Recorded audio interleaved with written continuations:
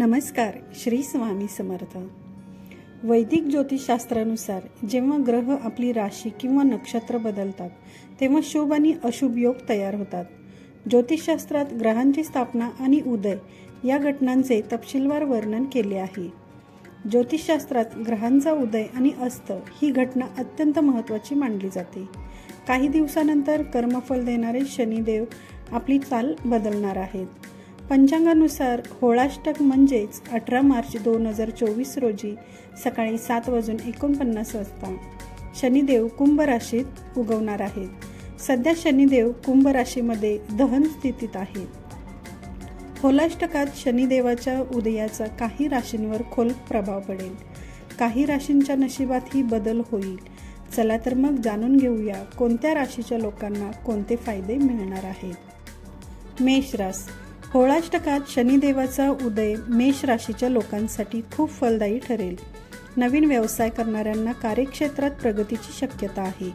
याशिवाय आर्थिक स्थितीही सुधारेल.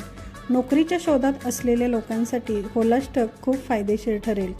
20 मार्च नंतर नोकरी मिळण्याची शक्यता आहे. विद्यार्थ्यांना शैक्षणिक क्षेत्रात यश मिळू शकेल. कन्या राशी. कुंभ राशीत शनिदेवाच्या उदयामुळे कन्या राशीच्या लोकांच्या जीवनातील सर्व समस्या संपतील.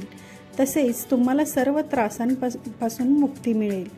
तुम्हाला सर्व क्षेत्रात अपेक्षित यश मिळेल. जे लोक सरकारी नोकरीची तयारी करत आहेत त्यांना काही चांगली बातमी मिळू शकेल. तुम्हाला अचानक पैसे कमवण्याची संधी मिळू शकते. तुळ राशी. तुळ राशीच्या लोकांच्या जीवनात बदल घडतील. नोकरीची तयारी करणाऱ्यांना चांगले यश मिळेल.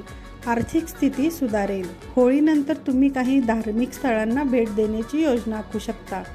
प्रलंबित कामे पूर्ण होतील. कुटुंबातील सदस्यांकडून चांगली बातमी मिळू शकेल. वडिलोपार्जित मालमत्तेतून आर्थिक धनलाभ होऊ शकतो.